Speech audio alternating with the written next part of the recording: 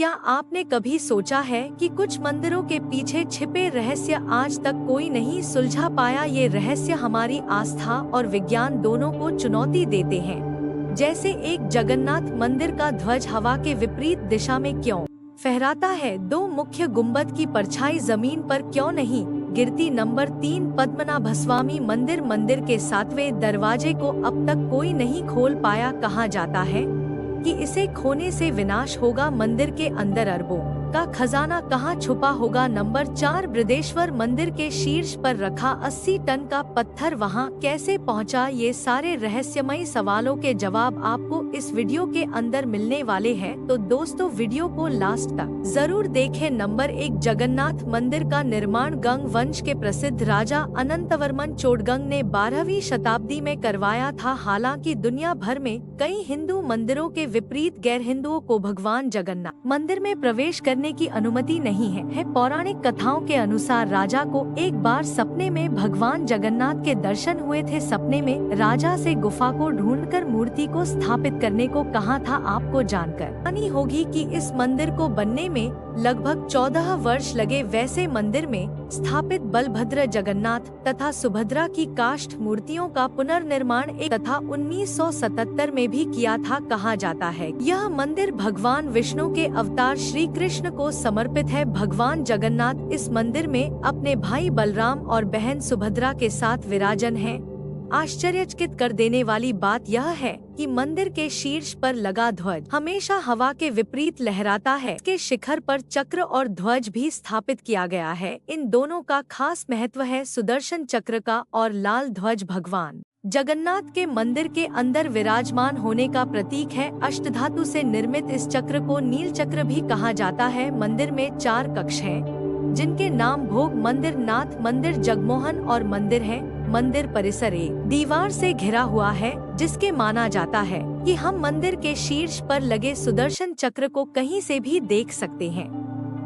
कहा जाता है कि ऊपर से कोई भी पक्षी या विमान नहीं उड़ पाता है। बताया जाता है कि इस मंदिर में भक्तों के लिए बनने वाला प्रसाद कभी कम नहीं पड़ता है। नंबर 2, ऐसा माना जाता है कि इसे 16वीं सदी में त्रावणकोर के राजाओं ने बनाया था, जिसके हिसाब से यह लगभग 5000 साल पुराना है। ऐसा भी कहा जाता है कि त्रावणकोर के राजा भगवान विष्णु के परम भक्त हुआ करते थे और उन्होंने अपना सब कुछ भगवान विष्णु को समर्पित कर दिया था। उसके बाद 1750 में महाराज मार्तंड वर्मा ने खुद को भगवान का दास घोषित किया, जिसके बाद से मंदिर की देखरेख राजघराना करने लगा। भगवान विष्णु को समर्पित इस मंदिर में भगवान की इतनी बड़ी मूर्ति है कि उनके दर्शन मंदिर में बने 3 दरवाजों से की जा सकती है। पहले द्वार से देवता का सिर दिखाई देता है। केंद्र में द्वार से भक्त भगवान की नाभि से खिलते हुए कमल को देख सकता है और अंतिम द्वार से उसके चरण देख सकते हैं। इस मंदिर को भारत के सबसे बड़े रहस्यमयी और अथाह खजाने वाले मंदिर के रूप में जाना जाता है। इस मंदिर में ऐसे तहखाने हैं जिन्हें vault A, B, C, D, E और F नाम दिया गया है। हालांकि साल 2014 की एक रिपोर्ट में बताया गया था कि यहाँ 2 अन्य तहखान और हैं, जिन्हें वॉल्ट G और H नाम दिया गया।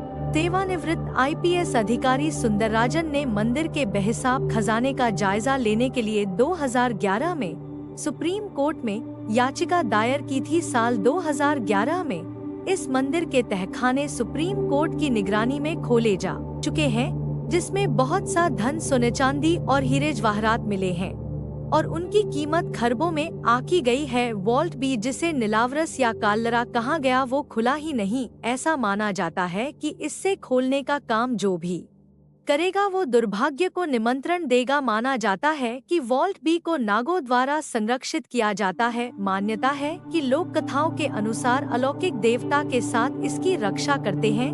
ऐसा माना जाता है कि जो कोई ही दरवाजे खोलने की कोशिश करता है वह मुसीबत को आमंत्रित करता है। इस बात पर पहले शायद किसी को विश्वास न हुआ हो, मगर सुप्रीम कोर्ट में याचिका दायर करने वाले अधिकारी ने जब इसे खुलवाने की कोशिश की थी तो कुछ हफ्ते ही उनकी मृत्यु ने इसे साबित कर दिया था। ऐसा भी कहा जाता है कि साल 1931 में भगवान विष्णु के मंदिर के दरवाजे को खोलने की कोशिश की जा रही थी तो हजारों नागों ने मंदिर के तहखाने को घेर लिया हाँ, और उनके काटने से ऐसा कोशिश करने वालों की मौत हो गई थी। यह रहस्यमय दरवाजा लकड़ी है और ऐसा कहा जाता है कि यह किसी सांकल, जंजीर या बोल्ट आदि से नहीं, बल्कि कुछ खास मंत्रों के उच्चारण से बंद किया गया था। दरवाजे पर दो सांपों की आकृति बताती है कि कुछ ऋषियों ने नागपाशम जैसे शक्तिशाली मंत्र से बांधा है, और अब गरुड़ मंत्र का सही उच्चारण जानने वाला कोई ज्ञानी ही इसे खोल सकता है। लेकिन यह इतना मुश्किल है